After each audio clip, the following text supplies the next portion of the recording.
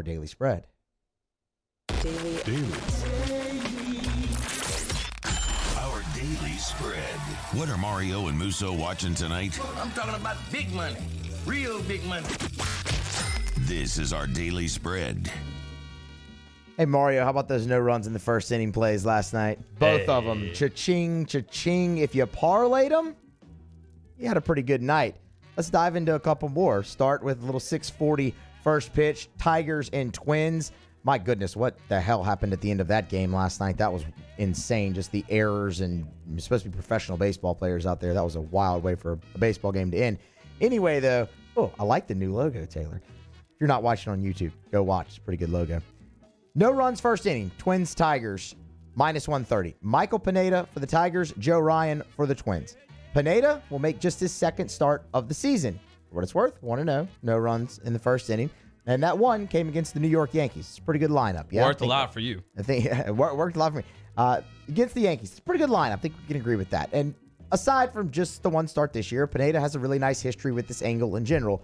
In 21 starts last year, he was 16-5. No runs in the first inning. He spent last year with this very same Twins squad. So facing his former team, familiarity could play a role tonight. You look on the other side, you see Joe Ryan. I'll give it to you. He's young. But the early returns in the first inning, they've been incredibly promising. He's made 8 starts so far in his career. 5 late last year, 3 so far this year. 7-1 is Joe Ryan. No runs in the first inning. In those 8 first innings, he's given up just 1 hit. As for the lineups that will try to ruin this play, the Tigers have scored a first inning run just once in their last 10. The Twins have scored a first inning run just twice in their last 10 games. I'll take that. No runs. First inning. Tigers, Twins, -130. We like it. Keep up the good mojo there, Musso. Not so much mojo with me when it comes to the NBA and these big spreads, but it looks like they got me again, Musso, because I am looking at Milwaukee as a 12-point favorite at home tonight against the Chicago Bulls. This is Game 5 of this first-round series, which the Bucks lead 3-1, and the injury report, really lengthy here, would help to explain the big line. Chris Middleton continues to be out for the Bucks, but Zach LaVine is out. He's in COVID protocol. Lonzo Ball continues to be out. He hasn't played since January. And Alex Caruso ruled out with a concussion as well. And this has been kind of a weird series that Milwaukee has now dominated coming into Game 5, because you remember Games 1 and 2. Got a little sketchy there. The Bulls hung around Game 1 in a game where they covered a double-digit spread. And then Game 2, they won outright in Milwaukee. But since then, it's been complete and total domination by the Bucks. And so far in this series, Milwaukee is outscoring Chicago by 13.5 points per 100 possessions.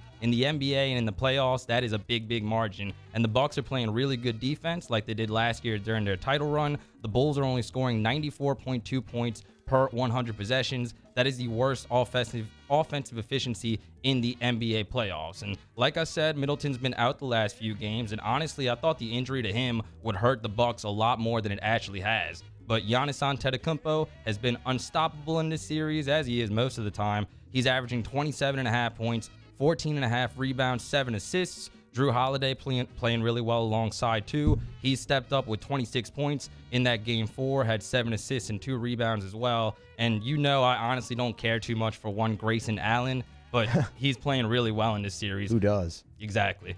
27 points off the bench in Game 4. He's actually outscored every Bulls player in the last 2 games. You got to give Mike Budenholzer credit for having his next man up and actually having him ready.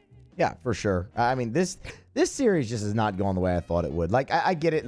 Milwaukee's up 3-1, but it just hasn't been a very visually appealing 3-1, I would imagine, for the Bucks, their franchise, or their fans. No, the numbers don't lie. And again, that explains the big spread here. Only once in the first 4 games of the series had the Bulls even reached 100 points. They've shot 27% from the 3-point line in the last 3 games. Can't really generate much offense. No LaVine tonight. I don't see how that's going to get better. The last 2 games by the Bucks were won by 30 and 24 points respectively. Now they come home. Chicago's banged up. Their best offensive player is out in LaVine. Their best defensive player is out in Alex Caruso. 12 is a giant number, so I understand if you want to stay away. That being said, it makes sense. I'm taking the Bucks tonight. Cleveland and the Los Angeles Angels. Tonight, 8:38. So weird start time. 8:38 Central. The total in this game, 7.5. But you know what we're looking at already. no runs in the first inning, -120. Zach Plesac on the mound for Cleveland. Shohei Ohtani on the mound for the Los Angeles Angels. Let's start with Zach Plesac because despite the 3-0 record, no runs first inning so far this season, he's my concern. The Angels lineup is really good, and Plesac, more of a contact pitcher. That being said, the whip is low. He's only given up two first inning hits this season, and he's kept the ball in the yard. Small sample size, but in 2 career starts versus the Angels, they've hit just 193 off Plesac. So it's been good. Shohei Ohtani, he's been great in first innings, as you might expect. 3-0 this season. Opponents hitting just 091 off the reigning MVP in the first inning. And just with 1 walk, that low batting average, that equals a low whip. Unlike Plesac, Ohtani also more of a power arm, can strike out a lot of guys, wiggle his way in and out of trouble. The Cleveland offense has hit the skids as of late, 0 for their last 6 when it comes to scoring in the first inning. I'll be honest, fading the Angels' bats makes me nervous. But this is game number 3 of the series, and these two teams have yet to score a first inning run against each other, and now you have the best pitching matchup of the series so far. So I'll take it. Cleveland, Angels, no runs first inning, -120. If you want to parlay these, it would come back a nice +224. No runs first inning, Cleveland and the Angels. No runs first inning, Tigers and the Twins. Am I tripping, or has Shohei Ohtani been a lot more commercials lately? I feel like I've seen him on TV a lot recently. I don't know, but he should be because he's incredible. That he is. You know who else is? Nikola Jokic. And speaking of commercials, he was drafted during a Taco Bell commercial in the second round of the NBA draft. Not a lot of people know that. He was big time for the Nuggets in Game 4 against the Warriors. Denver avoids the sweep, but they still trail the series 3-1 going into Game 5 in San Francisco tonight. And I think this is just like the Hawks Heat series in the East that we were talking about on Friday, where Trae Young was good enough to carry his team to 1 win, but that was all they were going to get. Nikola Jokic was awesome in the last game. 37 points, got the victory for Denver, but I think that's all they're going to get in this series. The Nuggets played a little over their heads offensively in that game as a team as well. 56% from the field, 48% from deep. I wish they could share some of that with the Pelicans, but they can't. Alas, I don't think Denver's going to get it done tonight. And on the other side, it's been kind of funny watching Steph Curry with his minutes restriction. He just goes like nuts for short periods of time, then calmly trots back to the bench. It kind of reminds me of the scene in the first Space Jam where everybody does the spit shine. They're trying to clean the gym, and then Tasmanian Devil comes on the court, just cleans it really quick, and goes back, and it's all clean.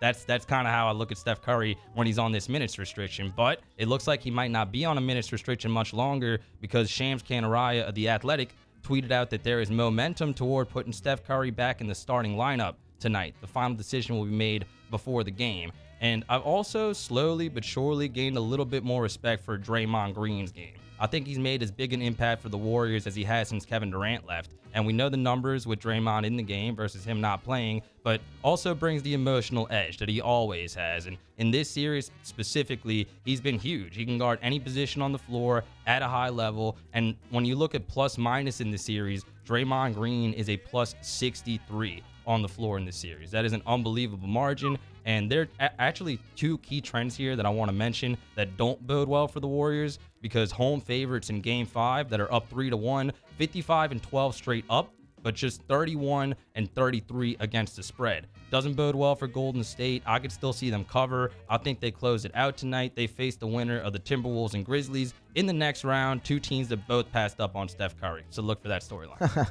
Yeah, man, Draymond's been great, and especially defending Joker in this series as well.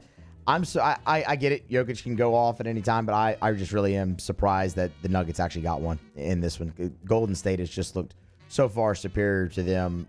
Definitely through the first 3 games, you salvaged that one, but yeah, back in the Bay Area tonight, it comes to an end. It definitely comes to an end For sure. Jordan Poole's cooled down a little bit. I could see him heat up a little bit again.